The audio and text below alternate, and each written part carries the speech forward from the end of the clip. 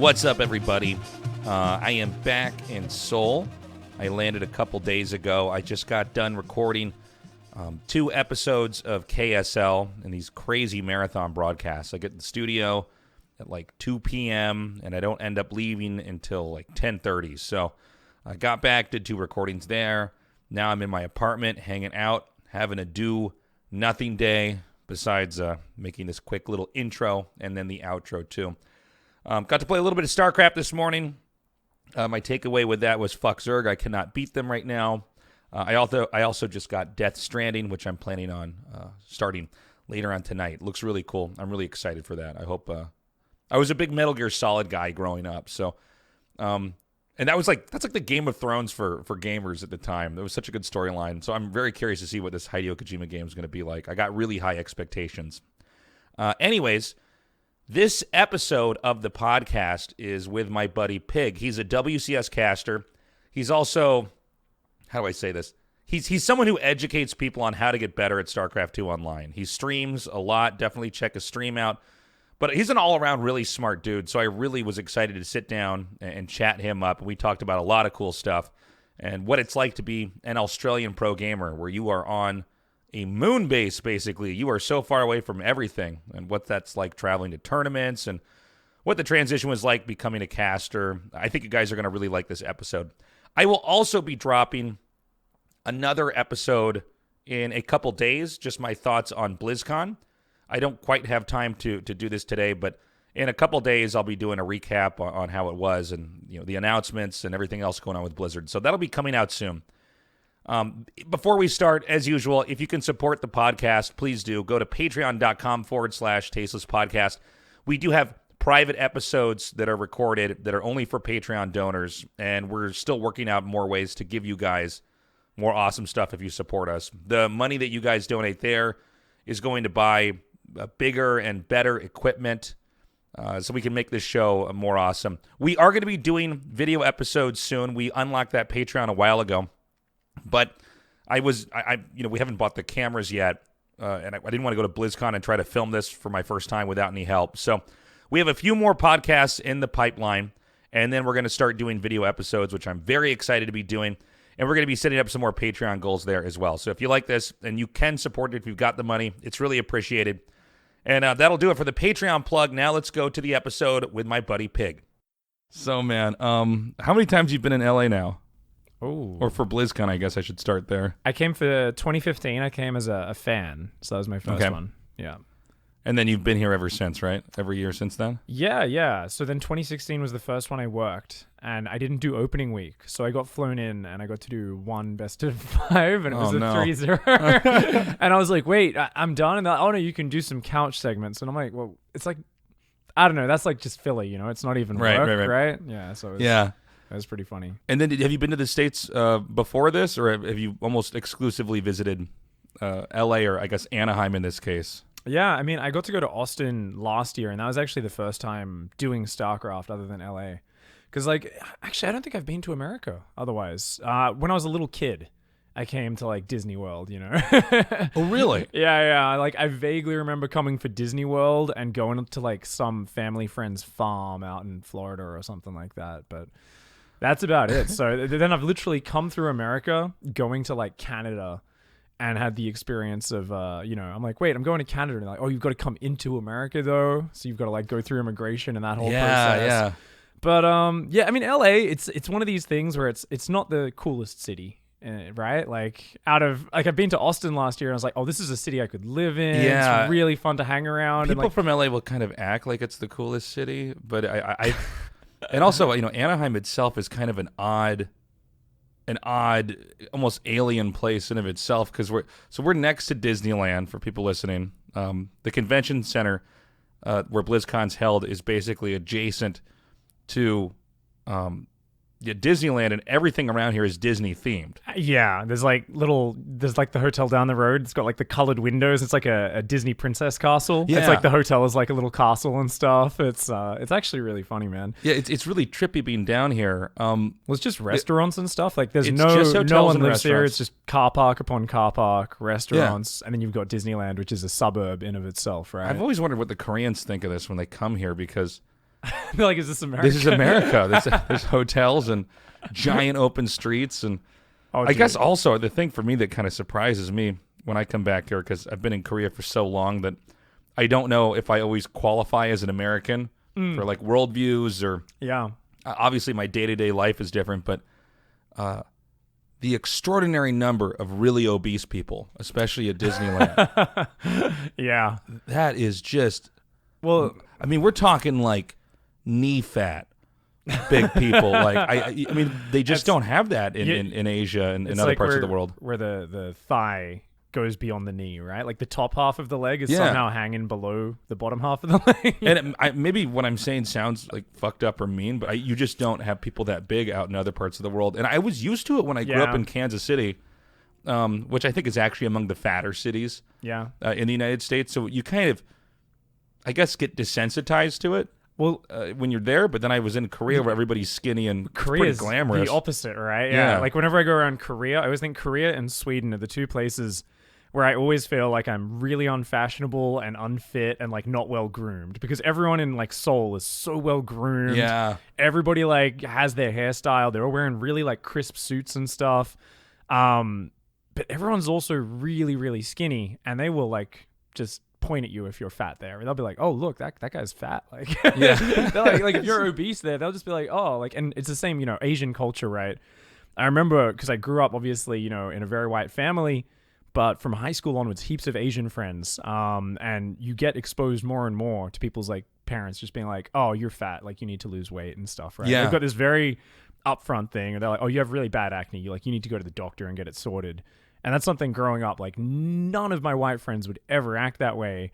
But then I've become more, I think, like brutal and honest with my friends about that stuff, because I've been around enough Asian culture now where I'm just like, "Oh, you're really getting fat, man." Like, no, same thing for me. I guess it's a major cultural difference in that, at least in a lot of Western culture, but I'd even say more like a lot more Caucasian, and in this case, American culture from my experience, we don't talk about each other's appearances. Yeah, it's a taboo I think positive or negative. It's just sort of a thing that you don't bring up. Where in a lot of Asian cultures, at least the ones I've experienced, because Asian can be kind of an ambiguous term for a lot of different places. It's obviously a pretty broad category. Yeah. Like we are talking in generalizations, but we're casting a wide net with that. But for instance, Korean culture, they will just remark on your appearances, good or bad. Yeah. So I've gotten the best compliments in my life from Koreans, and also the biggest, most crushing, ego-blowing things I've ever heard in Korea as well. They'll come up and they'll just like pat your belly, Like I really like watching the Korean players with Juan with the special, because they're just come up and just like, "Oh, I got to rub his belly for good luck" or something. Like they're so funny about it. I'm like, oh, because they're also the personal space thing, right? Like a lot of Koreans are very touchy-feely as well. Yeah. They'll kind of come up and just like, if they're comfortable with you, they'll put their hand around you. They'll like touch your arm, like stroke your shoulder or something. And that as well, and you combine that with not caring about like someone being fat or something. They'll just like stroke the belly, they'll like poke the love handle, and you'll be like, "Oh, okay, this is a bit different to what I'm used to. This is not in my comfort zone." But like, I guess it's actually cool that you're just comfortable with that. Yeah, I think I'm more touchy-feely after living in Korea for a while. I guess I was a little bit more of a touchy-feely guy. You have a few soju shots with Dan. Giving each other a bit of a cuddle. I get a little cuddly. But yeah, I mean, it's definitely kind of crazy how totally different, these cultures are and how you behave in closeness and stuff. And I feel like the more I travel, the more I kind of soak in all the different parts of that.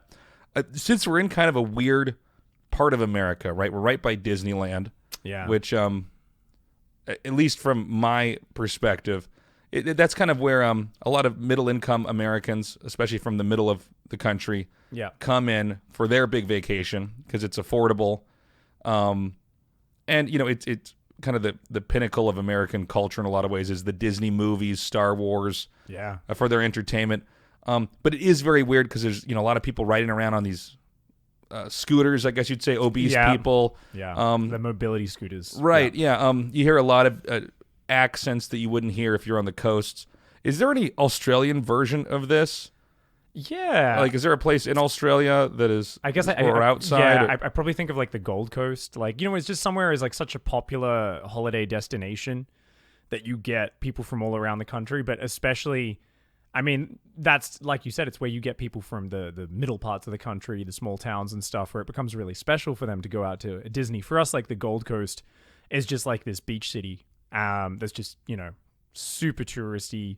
It's just beaches, and then you've got like all the weird entertainment stuff that pops up around it. Like around here, right? Last night we went out and had dinner, and we went through this arcade, and there's like magic shops and like fortune tellers and all this just like weird kind of tacky. It's kind of like hokey stuff. 80s Los Angeles. It's almost like an export from Las Vegas, but kind of old school magician stuff before we kind of concluded that magic tricks were more embarrassing. Yeah, and there's like a 90s cinema or something. They're like, they like spray some water on you or something. It's like all this stuff kind of springs up around these areas if it's enough of a touristy space.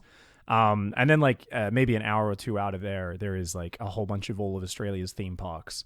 So it's kind of got that Disney feel to it a little bit. But here it's like Disneyland is such a special, original kind of place, right? So this entire neighborhood is like all around this one theme park. And I've only been once, but it was so well put together as well. So like I totally get the whole kind of idea behind it and why everyone goes. Personally, I don't think I'd ever go a second time just because theme parks aren't really my thing. But it is interesting when you just I don't like lines. Lines, really, I can't handle it. Yeah, I think lining up all day for stuff. I don't know. I like some of the rides. But yeah, I would want to go on like peak off season, whatever like the time is when no one's there and I have the theme park to myself. But even then, you've got to be into like the princesses and the things and all this sort of stuff. Like there's like a fun Star Wars ride, but overall, it's probably not my deal. Yeah, I think that's the first time I went to Australia. Actually, I've only been exactly once, I should say. But the time I went to Australia, I was in Sydney. Yep. Got to cast some of your games, I believe. Yeah. You were a player back then. Yeah. I won the Australian tournament that you came beat, to. But then I lost the following day. You beat Moonglade, right? In the finals. Yeah. That was so cool. That was the peak of my career before it all went downhill. No, now here you are casting. Here you are in a hotel room with Tasteless. What happened to you, man? Got a lukewarm Heineken in my hand. That's right. No, that was a cool event. You guys, did they take you down to the zoo? Yeah, we did filming at the Sydney Zoo. So, I remember they like showed like some clips of that and stuff. So they did this whole. First of all, that was one of the most organized events I ever worked on in my entire career. It was run by Nick Vanzetti. Yep. Who I believe later on ran a branch of ML. He runs ESL Australia now. Excuse me. Yeah. I thought for a second, I want to say MLG. I thought, no, that's they right. were the. Does he still run ESL Australia? Yeah, they were still the Australian Cyber League back then. So this was back when they drove around in vans. They were a bunch of COD kids. They'd started as. And they would like drive out in their vans and like unload their TVs in some hole, and they do like a COD competition. And then they added one or two other games, and they brought Starcraft on beginning of that year, I think. And now they have an office with like 100 employees or something. So great. Well, that guy was great at running the event. I mean, I've been to some total disaster, I guess, indie run events, but this guy was really on top of his stuff. And for B-roll, because the event was not very long, and kind of like we're hanging out here doing this podcast because we don't have much work. Yeah. On one of the days that I got in early, he sent Dan and me and a film crew to the Sydney Zoo. And I don't think they really explained what or who we were, like Dan and me. And so I think they thought we were like Animal Planet or Discovery Channel or something. And so they had booked. So they gave you like full special treatment and stuff, kind of like. They thought we were like nature show people. So they got me in the koala bear cage with this koala bear expert, and they just started filming. And I said, "Did it climb on you?" They didn't want it to climb on me because apparently they're kind of dangerous. Yeah, they got pretty sharp claws. I guess they probably don't want you to get scratched. Yeah, but I was there, and they started filming, and the lady's looking at me, this koala bear expert in Sydney, and I realized, I better start asking questions. Like, so I was asking her all these things about koala bears, and how do they eat, and this was all just used for B-roll for a fucking computer game tournament. And we went and we had Dan sit with the emus because he kind of looks like an emu. We had a whole bunch of fun going around. That's a really cool zoo. It's really nice. You get you come in on the ferry, right? You come in on the boat, so you can see views all over the city. You can see the Harbour Bridge. That's a really nice zoo. Like normally someone comes to your city, you're not like, I'll go to the zoo. But I'm like, no, go to the zoo. It's actually like a nice spot to go. Well, you guys got nothing but weird animals. Dude, It's the closest thing to Jurassic Park we have. Did you see a platypus? I did see a platypus. That's just my favorite animal. It's so ridiculous. It's unreal. They're like, mammals, don't lay eggs except this one. It's like 3 types of animal combined in one. I think there was like a really good Douglas Adams quote where he's like, if you want proof that like God doesn't exist, it's like the platypus. He's like, look at this thing, it makes no sense at all. Like he's God like, is a monster. Yeah, or that he was like really high that day or something. He's just like, I'm gonna put like 3 of them together, and it's like, it's even got like poisonous barbs or something, I think, but it doesn't even use them for anything, and it's like it's the most confusing animal. Yeah, the other time that I've been the closest to Australia or Australians in massive numbers was when I went to Bali. Oh yeah, because did you go down to Kuta? I don't remember. Would you go to like the really crowded part of Bali where there's like lots of just people kind of out clubbing? It wasn't as crowded, but I mean there was just it wasn't clear when you're in Bali if it's where Indonesians live or Australians live, because there was so many people, just all Aussies walking around, but they're Aussies that are totally different. I guess I'm trying to almost draw a comparison here to Disneyland. In Anaheim. Are you trying to say it's the ones that we're embarrassed of? I don't know. Is that what you're trying to say, Nick? Because we are. Yes. Yes, we are very embarrassed of... it's a minority. Yeah. But it's a very loud minority. People talk about like loud Americans. When they're with their tourists, and they're like, 10 times louder than any other tourist just talking. Yeah. Well, these bogans, as we call them, are 10 times more obnoxious. It's... I learned that word the first time I came to Australia. It's a good word. Which bogan means like I guess we call them like a redneck in America, or a hick, or a hillbilly. Kind of like, somewhere between like a chav and a redneck, I guess. Yeah, I guess lower income, more ruffian behavior, more... Yeah, just a much more regional. Bit more rough around the edges, I guess. We also, we have like cashed up bogan is, of course, a term for... when people are kind of, in the money, but the culture, I guess, hasn't quite caught up with it yet. So, no, I mean, Bali is really funny, though, because it's just one of these places where if you're in Australia, you don't have a lot of tourist destinations, right? You can go to New Zealand, their dollar's the same as ours, so you don't get any of that sweet, exchange rate advantage. Yeah, you don't get to be a rich person in a foreign country. Exactly. It's like if an American goes to Canada, it's not like... my American money is going to get me very far here. Exactly. But then when you go to somewhere where there's a big exchange rate difference, there's a big, obviously, cost of living difference as well, right? And then you go to Bali and everyone's like, oh my God, I can get a beer for $1. I can get me bintang. Yeah. And I can put on, I can get my my cheap clothes for like $1 and stuff. And I'm like, yeah, it's cool. I did go once with my girlfriend. We had a great time. There's a lot of good food there. There's a lot of beautiful parts of Bali that aren't completely crowded with tourists as well. But if you go to the main strip, it's like people get there, they're like, oh, wait, there's a beach here. It's nowhere near as good as like the beach in Sydney and back home, which is why I find it funny, because there's all these Australians along the beach, and I'm like, most of the Australian beaches are better than this. Like, when I was in Bali, I thought the beaches were going to be, I guess, a little bit better. Yeah, I might have not been in the right parts. I reckon. Yeah, I've seen pictures of beautiful beaches there, but definitely not on the main tourist strip, right? And it's kind of inevitable. You've got that many people there, it's just going to get a little bit more polluted and stuff. But people are just like, hey, I can order a beer on the beach. Like, this is amazing. That's all they want. They just want to drink their beer on the beach, go to the pool, pool, eat their buffet dinners. Bali's a nice place for that, but it's just so crowded, and because it's got such a tourist industry, I mean, I don't like being a massive hipster and being like, oh, it's too touristy, it's not cool anymore. But there's a point where if you're a dude alone, even if you're with a girl or with a family, every second dude on the street is like, hey boss, do you want drugs? You want cocaine? Viagra? People kept trying to sell me drugs. I went down there with an ex-girlfriend a long time ago. I think I went to Bali maybe 5 years ago, but we got in some argument, right? Walking back to our Airbnb. With another tourist, or... No, me and my girlfriend at the time were in an argument. Oh, right. And it's getting heated, and then this guy pulls up on a motorcycle. He's like, "You want some coke?" And I'm like, "No." I'm like, not now, dude. Not now. And then he's like, "This is the time." He's like, "This is." Other people look at that. They're like, "I don't want to get involved." He's like, "No, man. That's a chance for a sale, right?" And then another guy pulls up. He's like trying to give me drugs, and I go, "No." My God. We're trying to like work it out. And then the third guy comes up, and I'm like, "No!" Like, we're just like, "Get out of here!" Like, no.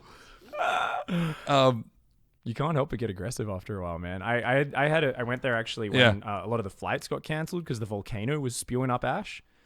So because of that, it wasn't nearly as crowded as it normally is. And we had like the taxi drivers and just generally all the dudes trying to sell drugs and anything.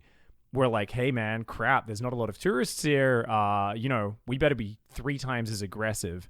So I remember by like day 2 there, I'd be walking along the street and I'd just be like, no, leave me alone. No, leave me alone. Like I'd have to start growling at people because everyone was like, they'd follow you. They'd walk side by side. Be like, no, boss, come on. I'll drive you anywhere. Come on. You want girls? You want girls? And it's just like, oh man, this is not what I'm here for. Like, yeah. When you initially get somewhere, you go, wow, this is so crazy. But yeah, after that happens enough times, you go, no, I don't. I want to be left alone. I'm on vacation, but. Yeah, Bali's pretty cool. I would actually go back there, to be honest. I did like the people, and it was super cheap. But I'd like to go back and just go away. I think you want to get out of the tourist zones. And go somewhere remote. It's a good sized island, and there's a lot of really lovely like resorts and just areas. So I've heard like there's nice diving there. I had a friend that did got the volcano or the mountain or whatever in the center of it. Watch the sunset up there, go through the rice paddies and all that sort of stuff. The stuff I didn't do. I'm like, yeah, that's the stuff I should have done. Oh, the first time I went, I think I was too chicken to kind of go somewhere deep that was not like close to the city and close to hotels. But I think if I went again, I'd probably make it more remote. But I guess Australians end up there because it's the only place that's close. And I guess for you working in eSports, especially as somebody who has to travel a decent amount, I feel like Australia might be, I guess maybe New Zealand a little bit more so, but the most difficult place to work in. One of the most isolated in the world. Yeah, the most to work in esports internationally, where there's events all over the Americas. I think if you're in like South Africa or like Argentina, you might have just as hard a time with like direct flights to places, but it is, dude, you get used to the travel. We're always joking about it. We always say we've got to transfer through the moon. We've got to get NASA just to get out of our country. We've got to go to the upside down and go through some sort of time I need NASA portal. to open up this fucking beer bottle. I'm trying to get this beer bottle to crack open the... Oh, I always fuck that one up. I am terrible at opening. All right, you want to watch it here? Just stay where you are. I'm going to show you a trick. I can open this beer bottle against the drawer. I'll live commentate it for the listeners. All right, so Nick's standing up. And he's going over to a drawer. He's got one of these nice little metal handles. Ready? Yep. And just like that, do you want to open another one straight? Straight away for me, just so we don't have to get up again. Awesome, thanks, man. Just cracking it, popping it off on the drawer. Nice. Okay. Let me just get my headset back on here. So the first one that Nick tried to do there for those listening is he tried to just crack it off on the side of the table on the corner. I was actually trying to use my bottle to crack it open on the other bottle, but it just sounded like there was jingle bells in the background, probably for the people listening. I've seen people do it before. These are one of these ones you're supposed to have a bottle opener, but I don't have one for. Last time I tried to do that, one bottle and the other, I actually like slipped it. Like I bent the lid half off, but it didn't come off. Because it like slipped, it like sliced my hand open a little bit, gave me like a pretty good cut, and I was like, "This is the most embarrassing injury I've ever got." Like, this is like the most dangerous I part. I failed to open the beer bottle, and I cut my hand. I'm like, "Yeah, all right. Well, this is really, really proud Australian here, man. Like, I'm doing well for my country." Oh my god. So, I mean, how do you handle the commute to an event? I mean, this is probably one of the closer ones to home, but I mean, you do a lot of work in Europe. Yeah, I used to fly to Europe a lot. It's how do you handle that? It's funny, I guess, to put it in perspective for people. It's minimum about 21 hours to get over to Europe, right? So you've got to, that's the long trips. If we get a direct one, if I go to Shanghai or Seoul, like where we just went, that was a 11 or 12 hour direct flight. And I just go, that's awesome. Anything direct, like I do not care about. Same with LA, 14 hours direct. I'm like, nah, easy. Like that's nothing. Damn, but it's 14 hours? Yeah. LA? Yeah, I did Dallas, 16 hours as well 1 year. Yeah. It depends. And because it's so far, if you go, okay, I think it's west to east is where because of the rotation of the Earth, you're going with the rotation. So you've got to go further. Because the Earth is rotating with your destination away from you, right? So you actually end up with like an hour time difference in the flight time just because of the Earth is rotating. Whereas the other way, you're going, the Earth is kind of speeding up your journey because it's turning underneath your flight and your destination's actually coming closer to you. So like if you just hovered up in the same spot and waited long enough, your destination would come underneath you, right? Yeah. Weren't they trying to get some kind of plane that would go up so high? Oh, that it would have like less. Yeah, it would be like an hour or two to get to almost anywhere. And I guess it would also just be less resistance, right? Because you'd like basically you almost be go into almost space. in space. Yeah, like the old spy planes, right? Yeah. That would be friggin' sick, man. I dream about Concords coming back. The supersonic. Yeah. Well, they couldn't do them right because they would destroy all the windows in the areas when they. I don't think. I'm speaking so far out of school. I don't know. Okay, I think that's a myth. Is that not true? No, maybe there was something like that. I don't know. I think that can't was a fact check it while we're doing I this. think that was a Superman movie. We're like, Cobra Venom. Can you look that one up? Oh, Matt's not here. Okay, wait, this is not the pylon show. Yeah, basically, that was two of them crashed, and they couldn't figure out why. There was like one of them crashed, and heaps of people died on it, a Concorde jet, and they couldn't figure out why. And then there was another one that had a failure, and they were like, oh, we just need to get rid of the entire line of passenger jets, because they could carry, I think, like 80 or 100 people. Yeah. But because of fuel, it could only do like New York to London. That was like the maximum distance, I think. But it would get there in like 2 hours or something. Like it was incredibly fast because you're actually bring that shit back. And it was very quiet as well when you were on it. If you're outside, it was super loud. Yeah. But when you're on it, because you actually outrun your own sound, so it would be way more quiet than the planes that we're on, because we're traveling slower than sound usually, I believe, on the current planes. Yeah. I think so. This is something I read a long time ago. Likewise, not fact checked. Someone, I'm sure. No, we say shit wrong all the time on here. I mean, normally we have a third person here, who's using the laptop to fact check stuff, but we're on our own here, so our dumbness is just going to be exposed in this case. But back to the point, right? The question: how to deal with long flights. I'm actually a massive nerd on this, because when you've traveled a lot. When you get there and you feel bad, there's nothing that motivates me more than feeling like utter shit about something, right? Like when you hit rock bottom, right? So I don't know. At some point, obviously, after having too many drinks and being hungover on a plane and like wanting to die, I've steadily developed a bunch of things I do to actually make it a lot better. The biggest one is squats on the plane. I like to actually like work out. Oh, you get up. Yeah. Dude, I do some of that kind of stuff too. I am the most embarrassing person on the plane. Like you need to really because no matter what, you're blocking the flight attendants as they're coming past. They're looking at you funny. Often they'll start talking to me. They're like, what are you doing? And I'll be like, I'm making sure I don't die from blood clots, but I'm also just making sure I can sleep. Because after I've been in that chair for 6 hours, I cannot sleep anymore. I can't sit comfortably. I'm squirming. But if you get up and you stretch, and I'll try to do a full stretching as much as I possibly can in the space. I'll try to like get down and stretch my groin out as well, which sounds weird, but no, that feels good. It's really, really powerful. But yeah, and then I'll do like squats and like maybe some lunges, and I'll try to do like just calf raises and things like that. And I find being able to do that, I'll do like marching on the spot, like you lift your like knees up really high and stuff.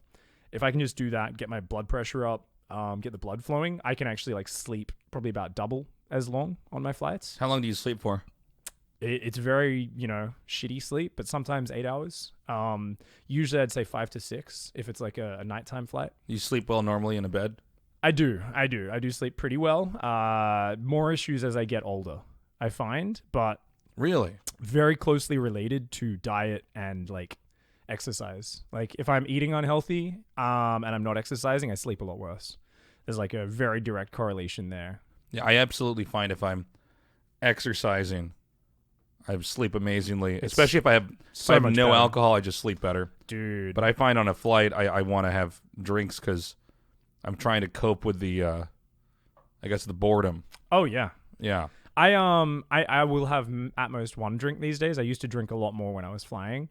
And I will, like, if I'm with someone and, we're going to chat, I might have a few red wines or a few beers or something, but otherwise, it's I try to have either none or just like one drink is nice to like relax you to go to sleep. Like I really like if you've got a nighttime flight, dinner, red wine, instantly go to sleep. Before the tray's even gone from in front of you, that sort of thing. I play a lot of video games on flights as well, actually, so that really passes the time. That was my plan on this flight. I actually tweeted out a bunch requesting games that you can play on a laptop. Yeah, and I downloaded a bunch, and then my plug on the airplane Didn't work. You mentioned this yesterday, dude. I had the exact same experience, and it's like a universal plug. It's got the green light on it, right? Yeah. So you're like, oh, I know there's power here, and you get really excited. I had the same thing on 2 Air Canada flights recently, where I plugged it in, and then I was like an hour and a half into gaming, and my battery just turned off, and I was like, what? No, this is what happened to me. Is I was getting into I got Hollow Knight. And I got some Oh, other I've heard games that. too. I've got that as well. My friend It looked recommended really that. cool. Well, I couldn't tell you how good it was because my fucking the fucking plug wouldn't work. I was maybe 30 minutes into it, and then I got a warning that my PC was about to turn off, and I said, "Whoa!" It was all plugged in. I went to the stewardess, and then she plugged her thing in there. It didn't work. Yeah. And then they brought me to another seat. I plugged it in, and it didn't work. That's ridiculous. And they said they tested it. I just thought, all right, I'm just going to... That's so weird. I had the exact same thing. I tried it on multiple seats. I was like, it's not just this one. I don't know. And I was... How is that possible on an airplane that they you're don't have the... You're in business as well, right? Yeah, So yeah. I was like, oh, I bet they've just turned it off for like economy, like on the flight I was on, right? But if you're in business, I'm like, wait, come on. Like, this is a pretty important part of why you want a business ticket is you want to be able to like set yourself up. No, exactly. It was weird, man. Are you economy or economy plus flying out of Australia? Or do you get business ever? No, I've only had one upgrade to business ever, and it ruined me for like my next 5 flights because I was like, I'm back in a crappy seat, man. I remember it was like a Finnair flight for like 12 hours, and I was like, they're just like, oh, you've been upgraded to business, and I was like, oh, it was like Singapore to Helsinki, and yeah, it was, dude, just having the bed to stretch out on makes such a big difference. Yeah, no, it makes a huge difference. I got business class. Let me think here. I've had it for it's 2019 now. I've had it for almost the entirety of when GSL started. Oh, damn. That's a long time. Yeah, we did, here's how it worked is nobody wanted to give it to us, and then NASL, because we had already got our rates where we wanted, so then there was too many tournaments at the time, because this is when StarCraft 2 was the biggest, asking for Danamy to do stuff. Yeah, you guys were doing a tournament every weekend. Yeah, it was crazy. For a while there, it was. And we thought, okay, NASL, these guys work in LA, so they're used to people asking for more than what's normal, right? Yeah. You know, at least if I make a big request to a company in Los Angeles, they're not going to just say no. Yeah. So they said, "Are you sure business?" And so we said, "Yeah."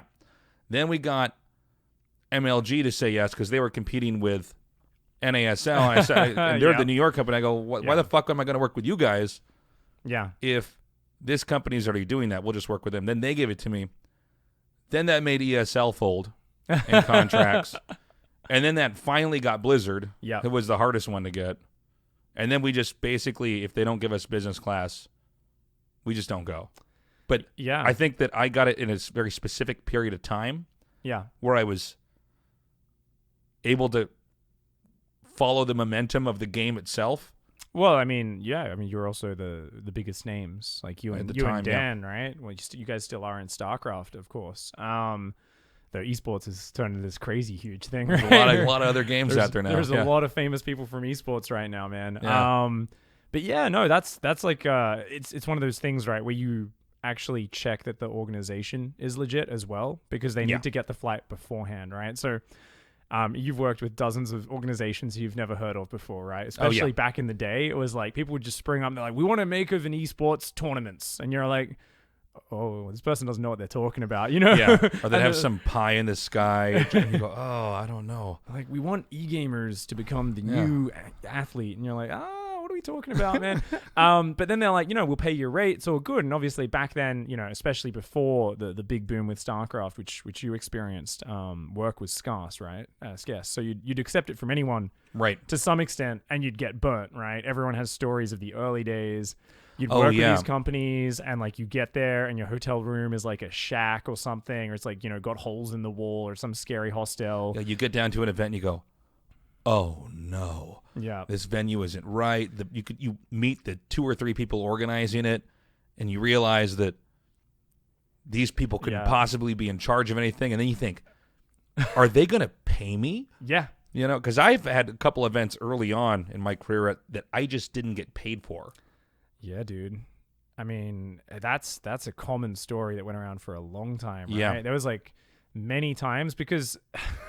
As a contractor, I mean, there's people out there who work with big companies, ones that we work with and know as well, where sometimes you still don't get paid. And like, if you don't chase it up, it's like a year later and you're like, wait, this invoice never got paid. You know, you're checking your finances. You're like, oh, I didn't follow that up. I assumed that company would pay that. And they're like, oh, like your invoice was missing this. And you're like, oh, but like no one told me that or contacted me. They just said, yeah, that'll get paid. And like people wouldn't reach out. Well, it's also, so that can happen with a big company that's legit in quotation. Well, it's also, marks. you have to be very on top of who paid you what, which is another kind of weird burden where. Well, it's funny if the legit companies aren't keeping track of it and making sure they pay you out, and then you start working with these shady newer characters who don't have a proper accountant, right? It's like a one dude operation, or it's like a startup where there's a guy who's like, oh, he's like so swamped, he's just forgetting half the time. Mm-hmm. So it's very hard to differentiate when you're in that environment, this kind of Wild West situation as a contractor, where it's like, oh, is this a dodgy person, or are they just an overworked person, or did this just slip through the cracks? Because I mean, there have been times with Blizzard and other companies where I'm like, oh, I just didn't get paid for this event. And then, you chase it up and it always gets sorted. But then you do that with one of these I never other have to worry orgs. about Blizzard just not paying me. Of course. But, and I have no problems with them now. I think they have a good automated system now that it always gets through. It's much more automated these days. But at the time, especially in early StarCraft 2, I think everybody was kind of figuring out how to do this. Yeah. And how to get it taken care of. Do you remember ESL Pro Gamer prizes back in the day? Yeah, there was this whole thing going on with ESL. Now, I never was a pro gamer that competed in an ESL tournament. And certainly I didn't have any ESL prize money owed to me, but there was a lot of stuff going on where they were late at that time. My first tournament was at NIEM, and I got the prize money, I think it was a year and a half later. Fuck. And it's like they obviously have 1,000 times better as an organization, but that's like such a respected organization, right? Yeah. And they started copying a lot of crap for that in like late 2012. They have some weird model for even getting paid. Yeah. Which I still am always confused about. I mean, when you do events for them, don't you have to like I don't want to. Oh, like the invoice system? Yeah, invoice system. They set up a new weird invoice system. And then you send it into some thing, and then they come back and they say this isn't. They've outsourced their accounting. So it's but it's like a super automated, like very. You do one small detail wrong, and then like. And they just send it back and say, and we're talking about these invoices you have to fill out, which. I mean, generally speaking, with most companies, an invoice doesn't have to be that complex. For this what is we're like doing. You need their address, you need their tax number in Europe. You need their VAT verification. Normally, it's like you literally just like, I did work. Here's the money. Here's my payment details. Yeah, exactly. And theirs is very strict, and it'll go back and forth, and then you'll contact ESL directly, and they'll just tell you to go back to the automated format. The automated format, and then this is like support in 2019, right? It's like you're like, oh, I need to call this company to get my credit card sorted out, and they're like, you can't find the number anywhere because they're just like, oh, you're like, well, here's our FAQ on the website. You're like, no, phone number, and it's like it just keeps taking you back in this circle of like web chat, talk to a robot. Does this answer your? You're like, no. But yeah, I think it's kind of funny because back in the day, everything was so disorganized. But yeah, things are a lot better than they were. Like it's a much more stable esports environment to work in these days, right? Yeah, everything is a lot better now. It's mostly actually like low end pro gamers you hear getting screwed around, right? Because they jump on these like kind of fake teams and stuff. Like I don't really hear of much talent. I never know much about teams. Yeah, I mean when I was on teams as a player, I mean obviously there was no money for being on the team. It was more of a. I never got a salary in my whole career. Clan or what you want to call a group of guys practicing together and then trying to go take on another team in some team match. But it does seem like if you're a young pro gamer, there's definitely a lot of completely shitty team owners that don't know what they're doing. Yeah. That type of role can tend to attract scumbags, middlemen. Well, especially like it's just when something's hot, right? And it's right. Well, you got a couple factors. You got young people who are the talent. Yeah, and they're very easy young, to take advantage of. And they're also not by any fault of their own, not going to know easily if they're being taken advantage of or not. You're just not a good judge of character when you're young. It's like very few people are. And also you're some kid who's saying, I just want to play games. You've probably gotten a lot of pushback from other people in your life, and then some other adult comes in and says, don't worry about it, dude. I'll take care of it. And you think, okay, good. Now I can get back on my computer game. Yeah. And then the last thing you want to do as a pro is be thinking about all that sort of stuff. Yeah, exactly.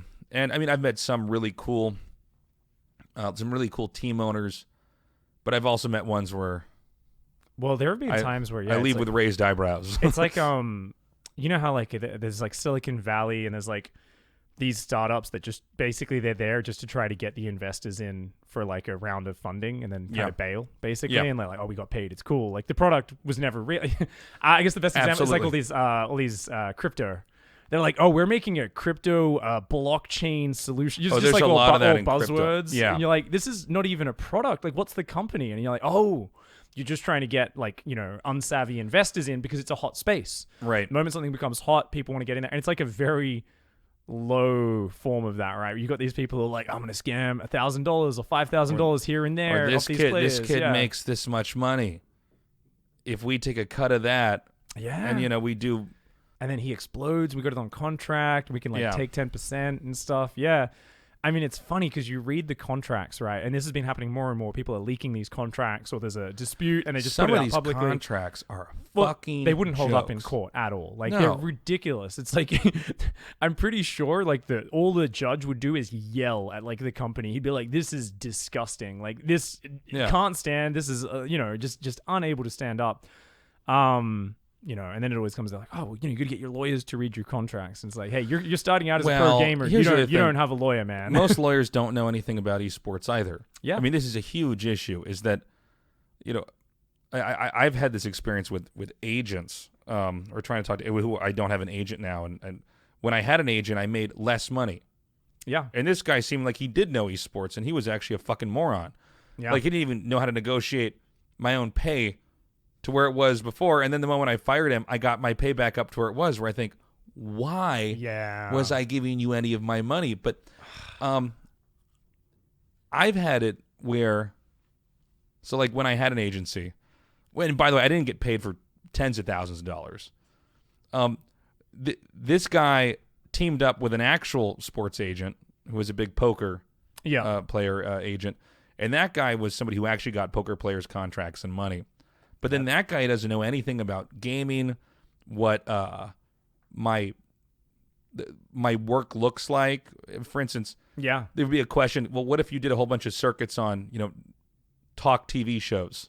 Can you go around and chat up? And I go, well, I would miss all my shows in Korea. I can't do that, Yeah. It's like, what about this? What about that? Well, we can sort of do that, but They've got this idea. They're like, oh, we're going to turn you into a star, and we're just going to take this template from poker, and we're going to copy paste it onto you. Right? Or even worse, from like acting, like what movie actors do. And those people have. Oh, hold on. Sorry, my girlfriend's trying to call. I gotta X this off. I cannot talk to her right now. Whoa! I will call her. You just X'd your girlfriend's call for me? Well, we're still recording, and I also don't know what that's going to do to the audio here if I hit yes. Anyways, I will call her after. Yeah. But anyways, yeah. Sorry, the call was coming on my laptop. Where I'm like, I don't know what that is. If we're having this recording going on, I don't know what that does. Man. Anyways, I mean, they had this whole format that just didn't work, and. Well, it's lazy, right? They're trying to basically be like, hey, we've got a business that works this way. Mm-hmm. Let's see if we can take that, put no new work into like innovating it or changing it. We'll use it, and hopefully it'll just work with your thing without us actually checking out how that industry works, right? And that's just lazy. And it's like, hey, let's just see if we can put no investment in and take a cut of this new market, which is shitty business, right? Especially when their whole job should be expanding your income and your career, right? An agent's job should always be, hey, I want to take 10% or 20% or whatever the number is. Yeah. But I obviously I'm going to be confident any pitch from an agent is I'll get you 50% more income. Dude, this guy promised me, this was early on in my career. He goes, I can get you on private jets. Oh my God. But at the time I thought, good. And I had just gotten on business class, right? So I thought, okay, well, that's another step. But by the end, we didn't get fucking paid, Dan or me. And then they even got shitty at the end. He's like, well, I helped make you guys. And what? Oh, yeah. And then we told him to fuck off. Oh, my God. And then it, like, as he left, then my income started to go back up. That's insane. And I go, oh, my God, what a fucking colossal waste of time. I guess it was a good thing in a way because I got to realize, A, there's more things I can do on my own. Yeah. But then, B, I can't just trust people. I think at the It time, was like kind of like it's if it looks too good to be true, like you maybe like it was one of those things like because I think I met the guy and he was a very good salesperson. Yeah. Like, very very great speaker. And there's a certain people that have charisma and can get you excited about something, and sometimes it's like one of those things where you need to like, I don't know, I guess take a step back, right? But it's easy in hindsight to say that and be like, oh, actually, like do you reckon you saw the warning signs a bit earlier? Or the only thing that I thought should have been a warning was that he used to run a strip club. he owned a strip club, and I thought, but at the time I thought, oh, I'm open-minded, whatever. I thought, okay. Was it successful? I later found out it actually wasn't, but I was sold so many ideas. And sorry, I'm just imagining like a strip club DJ. He's like, and now we have the lovely here's Nick Papa Tasteless. And I'm out there twerking, trying to get my appearance fees up. I mean, at the time, it's cringy to talk about, right, when you say that, because first of all, he was saying nightclub early on, and I'm not computing that. And then like a year or two in, I'm like, oh, he meant strip club. And I go, oh, okay, because I was thinking. You know what I'm talking about? Course, like you're thinking it's a cool place where you spend $1,500 on a bottle of Dom Perignon, and I you thought, have a nice booth, and there's some DJ in there who's like world class and stuff. Right. You're not thinking of like But I think what happened was I had early on in my career trusted Dan, for instance, who was just another guy out in Korea. I thought, okay, we're gonna make this work. Working with Dan is amazing. And we got this thing going. I thought, okay, then we'll have a third person come in and manage us, and this will just work out fine because this person should work hard too. And this was also at a point in your career where you guys were so busy because you were so hot at that time with Starcraft. We were so overworked. Yeah. So if someone comes in and is like, hey, I can take away handling that, like, I'm sure you know the feeling of like you open your email inbox and there's like hundreds of emails and you can't tell, like we were talking before, how can you tell if an org is legit or not? Because there might be orgs that come out and I've never heard of these guys. They might be willing to pay double your rate without even blinking, No, like, exactly. So you need someone to filter that for you at that time when you're so busy. So and I mean, not even just that too, but then you have these companies where it takes weeks to negotiate before the event. Yeah. And you're doing it back and forth, and you're already at another event. You're like casting, and then on the commercial break trying to answer an email yourself. And negotiating, hard. You're like, oh, I'm worth this much. Like, anytime you're like trying to negotiate, it's an awkward thing. And you guys were doing that for so many events that it was literally insane. It was not sustainable at the time. Yeah. I'm actually glad things slowed down. Oh, of course. And we were able to kind of get it sorted a little bit better. Well, I was literally early this week. I was thinking about like the old days and the first times I met you and Dan. Like that was right when you guys were really stressed, like late 2012. Oh yeah. And I was like, these guys are the funniest guys ever, and they're great, and I love them. Oh, thank you, man. At the same time, I remember you know, everything being very intense, and there was a bit more of an intense energy about you guys because you were just like, oh yeah, it's like a fifth flight this like week, Yeah. Oh, we're going from here to here. Like, all right, like, I need a beer in me just to like relax at the end of the day. Oh yeah, for sure. Like everything was crazy because you guys were doing so many events. I met you first. Actually, it was at that Australian event. When you guys. That was actually that time again one of the best events ever because it was so well run. Which was awesome, and I think I remember because I went straight to IEM Cologne after that. So we flew, and you were the same. So we all went Sydney to Cologne. That was for Gamescom, right? Yeah, for Gamescom 2012. And then I think you guys had like another event somewhere else, and then you went back to Korea. And I was already like, oh man, I had this big championship in my hometown. And then I went to Germany, and then I went home. And then I was like, oh my God, this is a lot of travel and stuff. And you guys, like, that was every weekend for you guys. It was just insane. No, it was definitely unhealthy. Yeah. I think now that things are more streamlined with StarCraft, and I think just with all games in general, it's more manageable. But at that time, I think StarCraft was some kind of like a eSports guinea pig freak. Yeah. That they, it was the first big one globally. Well, it was StarCraft 2, I should say. Streaming getting big as well. Like, yeah. That's it. It was eSports was having a resurgence. Streaming was exploding with Justin TV and then Twitch TV for the first time. And you guys are at the kind of the center of this crazy, like, everyone was like, oh, we want to get in on this market. It's so hot right now. And I mean, it just created a lot of action, right? Everyone wanted a piece. And that's stressful. Yeah, it was stressful. It's funny because, like, now when I do my job, I'm so relaxed. And even though Blizzard has had a series of just PR nightmares, I'm actually still just not as stressed, or not stressed in the same way I was in the kind of chaos of early StarCraft and trying to figure out where's my place and am I doing this right? Did you have any kind of stress when, like, as a pro gamer, that you weren't good enough, or that you weren't on the right team, or what? Yeah, I mean, dude, that's its whole story. I've changed so much as a person since I became a commentator 4 years ago. 4 and a bit years ago. Less than 4.5 years ago, right? Because it's been a whole new chapter in my life. But before that, it was the pro gaming chapter, and oh my god.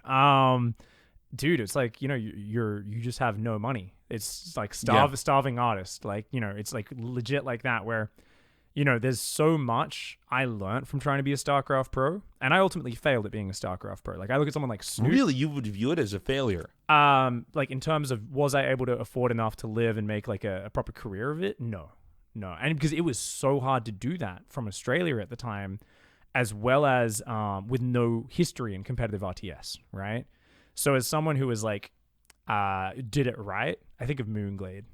You know Moonglade's story, right? Where he played Warcraft 3 for many years, always went to WCG, was always Australia's #1 player, take maps off the best guys over there. He was never a world-class player because he didn't live over there, you know, play the regular circuit events, but he'd still be, you know, one of, well, by far the best RTS player in Australia. This was also him being in the shadows of Legionnaire, who was a StarCraft 1 pro who did go to Korea and had played there for a few years in the quite a good amount days. of success. I think beat Slayer's Boxer on TV. Yeah, had, I think, the world record for Reaver kills with a Reaver. Reaver kill. In StarCraft it was many years later, someone overtook him, and his record was in a PvP, if I remember correctly. I think it was like a PvZ, was it? I think it got overtaken by a PvZ. And that's why it was like, I think it was like actually a crazy amount of kills from a Reaver drop in a PvP, I think. Wow. Okay. I would need to look it up. I'm not sure either. There's a Brood War nerd out there who's Googling it and posting it in the comments, I'm sure. But yeah, like he was absolute trailblazer. You go back and watch the Legionnaire videos, which there's not that many of because it's pre-YouTube, right? So you can't find too many. But that's like when they're wearing like spacesuits and stuff. They got like these weird outfits. Like they're doing the stage that's in the audience. This is it's before like not even Korea had even figured out how to... They were experimenting, yeah. They were figuring out esports for the first time. But basically, Moonglade was living in this guy's shadow, and Warcraft 3 was the game that came after StarCraft 1. Yeah, and he was over there in Brisbane just playing, and he saw StarCraft 2 coming out, similar to you guys, right? You prepared to cast StarCraft 2 and be the commentators. He prepared to be a StarCraft 2 top pro gamer. He said, look, with Warcraft, I was never able to be a Todd or a Grubby who were living in China and flying all around the world, so... I remember he talked a lot. It was like the interview with JP. JP, he did that years ago and talked about it. And he was like, 6 months before, nonstop training, quit his job. He was playing Brood War like full time basically to prepare for StarCraft 2. He got to like A on IC Cup and stuff. Just an incredibly talented player who put all this focus into preparing. He had this rich RTS history, which decades of experience, like it adds up, right? If you just get into an RTS game and go full time, you can't be pro in a year. Like, no, I think that's physically impossible. It's not possible. You don't understand enough. You haven't played across enough metas, strategic diversity, all that sort of stuff. So it was fascinating what he did, where he prepared so well for this. And I was just so impressed when he was talking through how he did that. And when he came out, he was one of the big guys from the very start of StarCraft 2. And I was always a little bit sad that he had some rough experiences overseas and with teams and stuff to the point where he you know, kind of retired from it and pulled back from it, where he could have, you know, had a massive stream. He could still have won more tournaments, you know, if he had wanted to and still had the passion for the game. But he was like, not as interested in the game and went back and you know, went down a different path. But he just is unmatched in Australian esports history. No one's done what Moonglade did. And I look at that and I go, that's awesome. That's what I wish I had done. But for me, it was like StarCraft 2 came out and I was like, oh, dude, I used to love playing Warcraft ladder. Let's play StarCraft ladder. And, you know, you're kind of like, oh, now I'm playing a lot. Ooh, now I'm skipping a class. And then, like, you know, you kind of fall into it. You're not organized. You're not like an adult with a coaching regimen or a practice thing. So for me, I was always kind of trailing the pack. And then playing from Australia, this was in a time where you had to pay your way to every tournament. Even if you're a top pro, part of being on a team was they paid your travel, right? And that seems like it would just be fiscally impossible. The amount of money that was from Australia for travel is just crazy, man. So yeah, I would put all of my budget that I would get from sponsors, and I would do all this sponsor stuff to try to get more money just so I could put it towards travel budget, right? And there was, you know, pro gamers at my level trying to come up who were getting, you know, 500 euros or 1,000 euros a month during the peak of Starcraft, and living where they could get on a bus and go to the big tournaments, right? For me, it was like, oh, I had to, spend all this money to go live overseas for a few months so I could play a bunch of tournaments. And I never got successful in any of them. Like, I got to the edge of being like, oh, I'm a legitimate pro player, right? And then all the guys who I was practicing with, they ended up all coming into the real heart of their success 2015, 2016, 2017. And some of them are still playing. Showtime was coming up around the time I was ending my career. That's right, yeah. Uthermal, Harston, sort of. All these guys I used to practice with, they all taught me a lot about the game from chatting to them and stuff. So it's been awesome to watch them become such great players. But for me, I hit a point where I had tried really hard 2014, and I lived in Europe, and I tried to basically compete in a bunch of dream hacks, and I qualified for a Gfinity, and basically I just got my ass whooped by MC at 4 of these tournaments, and he eliminated me, and 1 or 2 other really good pros, and I just couldn't pull it together on the stage. And it was one of those things where it was because in the lead up to that, I wasn't full time. I was always doing coach Interpay rent, and I was doing this sponsor stuff, and I was a disorganized person. Where if I went back, I'd be like, man, you got to be more organized. You got to work out. Here's your training regimen, So I was always just short of being able to do it, where I remember I got back from this trip and I was at the peak skill I'd ever been because all I'd done was play Starcraft for 4 months, and I was winning all these online tournaments, but I couldn't afford to go any big LAN tournaments anymore. And I was like, oh, and I had to become a streamer and start kind of working down that different avenue. So I see that as having failed, whereas I see someone like Moonglade who actually won tournaments and got very high placings internationally, made it to top 8s and top 4s and things.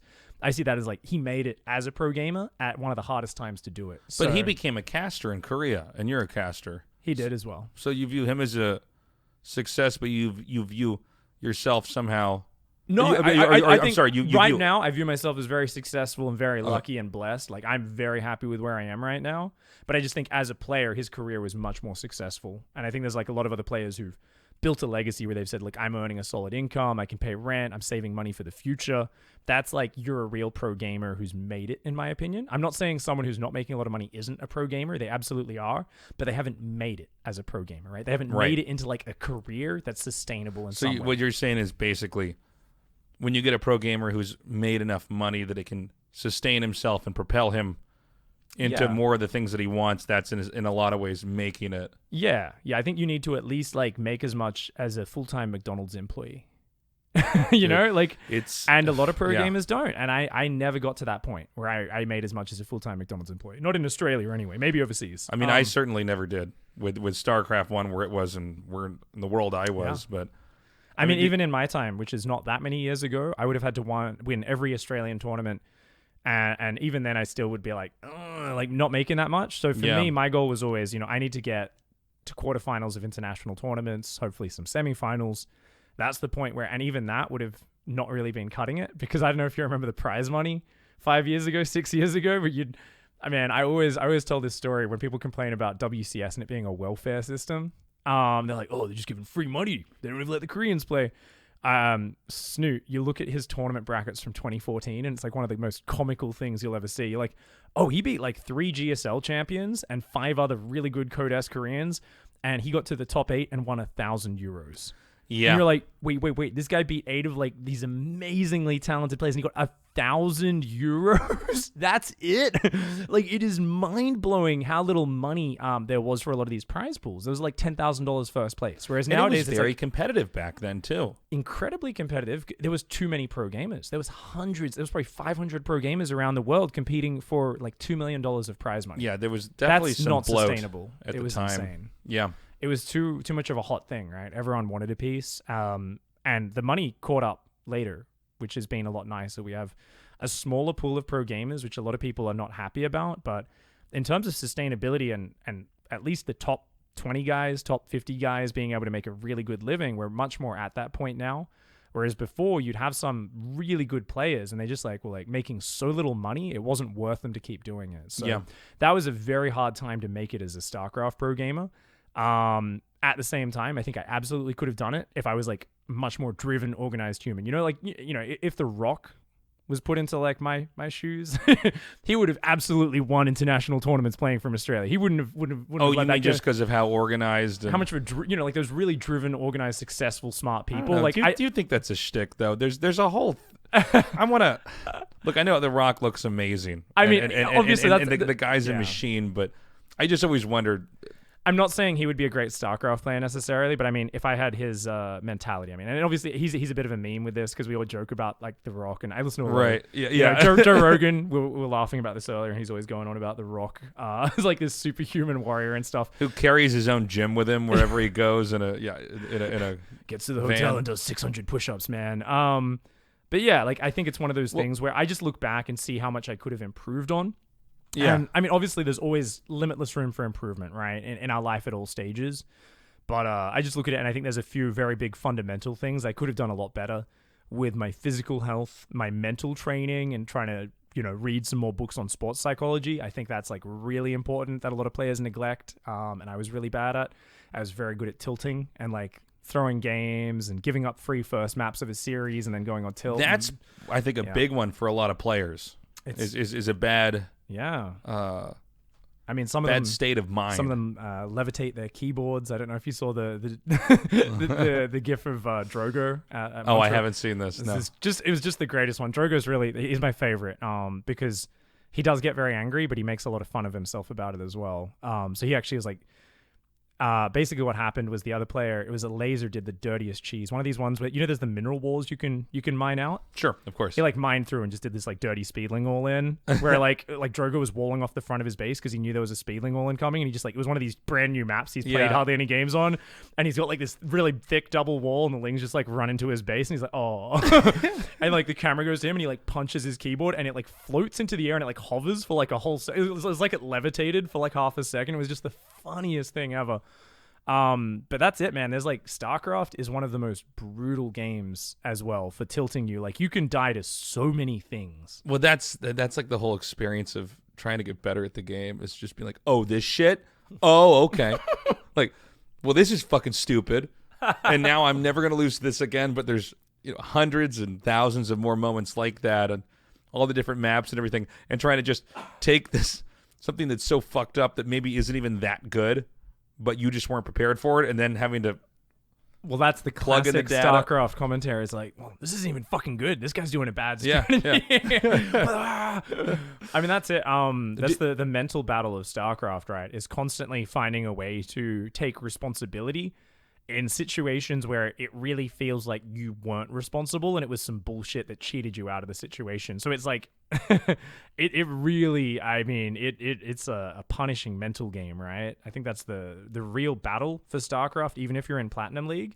And I think that's why people who only play like 2 hours a week and have a very busy life otherwise, if they actually find a way to use StarCraft to conquer that, I think they get a shitload out of being a StarCraft player. I think it makes them like mentally tough. Did you have a moment where you felt like you hit rock bottom as a pro gamer, where maybe financially you didn't win a tournament and now, like, what the fuck am I going to do? Or was there a moment where you lost to a certain play style and you felt like this revealed that you couldn't learn something as a pro, or you couldn't overcome something? Oh, there's a few things popping in mind.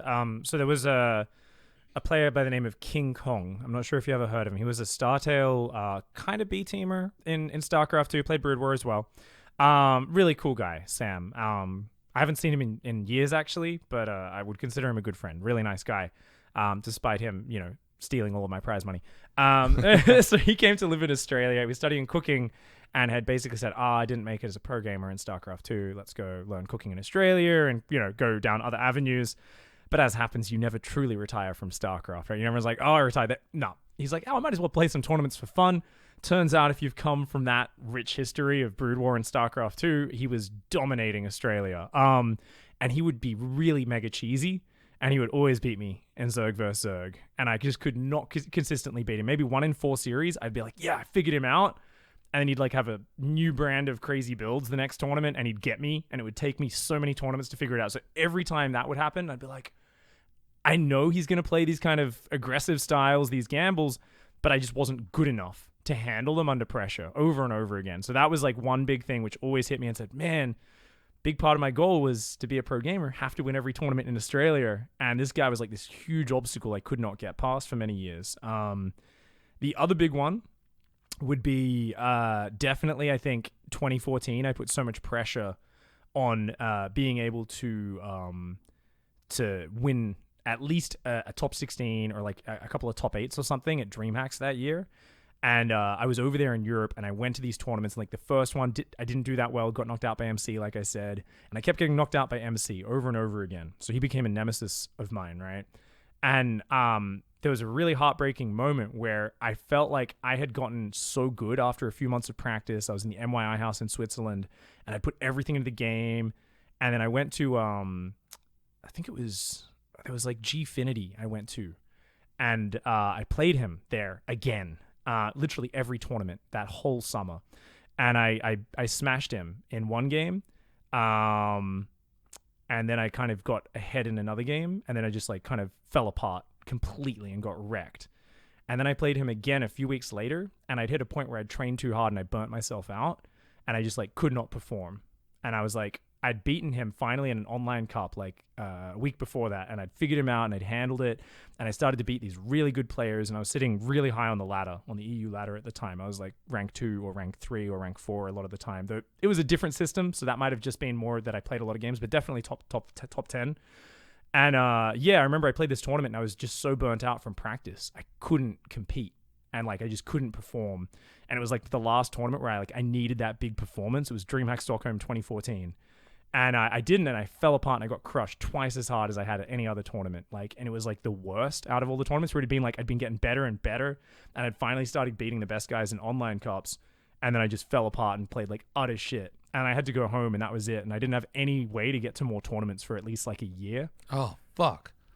And I got home, and it was like the most crushing mentally moment, because I was like, oh, like, I'm done. Like, I can't get to more tournaments. I'm the best I've ever been right now, but I don't get any more chances. Like, I had this real small window where maybe I'll get another chance in a few months' time, but it'll mostly be the Australian tournaments. And I started playing online cups, and I was like winning them. This like for months later, I was doing so much better. I was smashing a lot of really good players, and I didn't have anywhere to like put that, right? Because I couldn't get to these big tournaments, and even if I did, I had trouble on stage and keeping my performance up at the big events when it mattered. So I remember that being this really crushing moment, and that was when I actually was really worried, because I'd been pro gaming and spending 100% of my time on just Starcraft. I had very little like social circle at the time because I was going too hard on Starcraft. Another thing I would change. And it got to the point where I basically started like streaming, because I was like, oh, I can't pay rent this month. Like, I was literally like, I need to pay rent in a week and I have no money. And I was like, just like, well, I can't get a job in that time, because I was literally thinking I'd just have to go get a part-time job, at a store or something, whatever.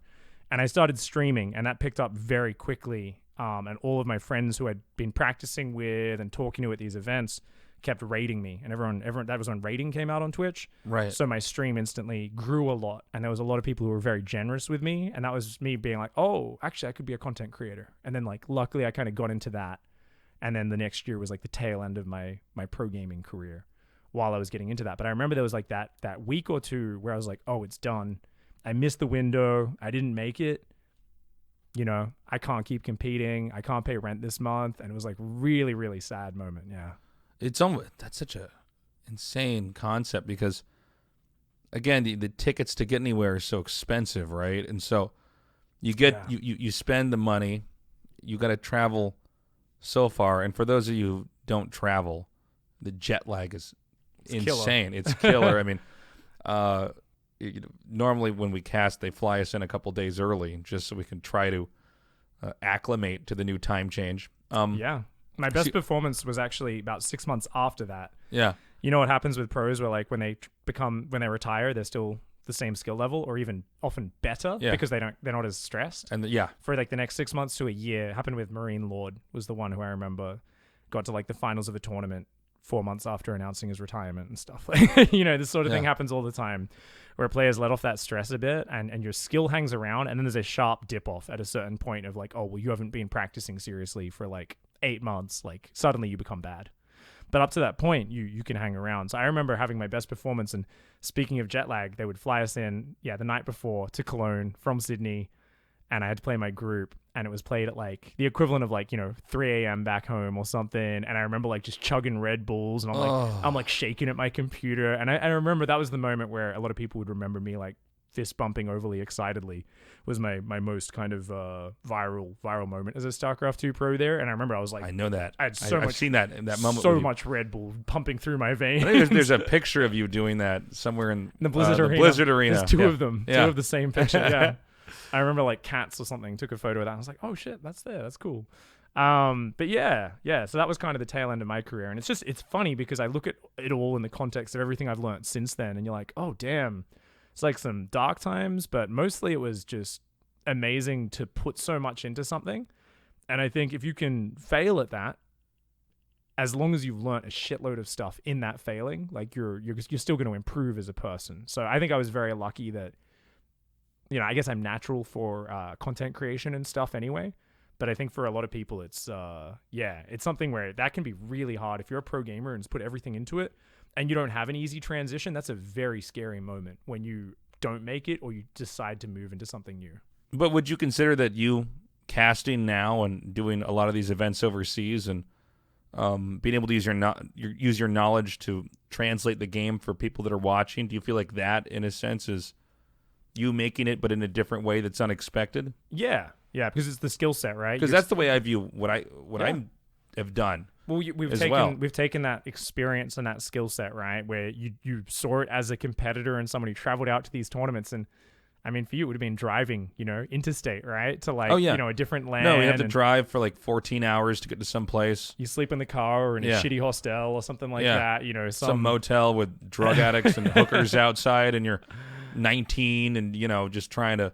You just want to stay play up your all night game, with man. your friends and try to explain your build. So you go to the LAN center that's going to be closed down in 3 weeks because nobody goes to LAN centers in Texas, and do your tournament and maybe win or maybe lose. But it is that skill set, right, which we found a way to explain, I think, so much of what's on the line for the players.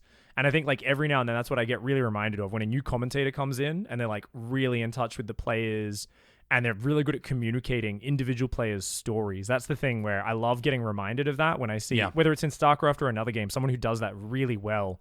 And I'm like, oh man, that's like beautiful. Because if you can make me connect to a player when I'm watching and just suddenly get on side with their story, whether it's a bit of adversity or just how hard they train, just something specific that makes them human, I think that's so important because so much of the time you're not watching an esports player, right? We're watching the screen.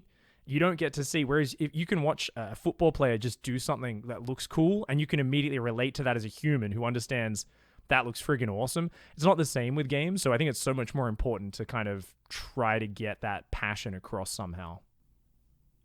Dude, this has been a really good podcast, man. Yeah, boy. Dude, really good job, man. Thanks for having me on, man. Yeah, dude. Do you have anything else you want to talk about before I close it out? Not really, man. Not really? I mean, this has just been a rambling conversation, which is what's really best good for podcasting, man. This has been really good, man. Thanks so much for doing this, dude. Thanks for having me on, man. Let's do another one down the road when we're together again. Yeah, boy. All awesome, right. Man. Thanks for having me on. Dude, love you, buddy. Cheers. Thank you so much for listening to that episode. And thanks again to Pig for coming down to my hotel room and sitting there and taking the time to record that. I really appreciate it. Again, go check his stream out. He's also got a great YouTube page. I love that guy. That was really cool. It's good to be back in Seoul. I'm sitting here with my little fluffy cats. They're walking around me right now. Again, I will be doing another recording here, just kind of recapping BlizzCon and summing up the year. And we have a few more podcasts still recorded before we do the video stuff. I'm going to announce those guests coming up here soon, but I think you're going to enjoy those as well. Yeah, thanks so much for listening, guys. We're not stopping. We're going to keep building the show and keep making something cool that's a little bit different from everything else that's out there as far as content goes. If you can, support us on Patreon. It's patreon.com/Tasteless Podcast. If not, no worries. Hope you guys have a great day. Be good to yourselves. I love you. Have a good one. Bye-bye. This episode was produced by State. Artwork by Ala Reese. Music by Mark Lentz. Special thanks also to our top Patreon supporters, Seth Rohit Sambadi, Charlie Sheaver, John Kernicki, and Tyler Toe Baggins Radsek. I love you guys. I'll see you again soon. Bye-bye.